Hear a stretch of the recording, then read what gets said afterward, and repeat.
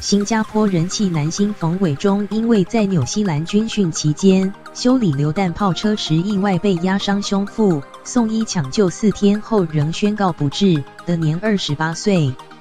冯伟忠意外离世后，同公司的艺人女友胡佳琪也随之曝光。两人原本打算结婚后再公开，没想到愿望落空。胡佳琪疑似打击太大，昨晚24日连续发了86篇文章，哭喊我的世界没了，让有人非常担心她的身心状况。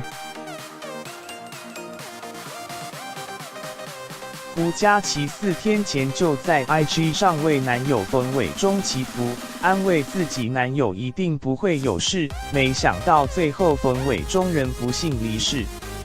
胡佳琪在 IG 上吐露心情：我还是睡不下，刚刚喝了第1口水，边安慰自己，边自己逞强说你还在。他也难过的写下我的世界没了。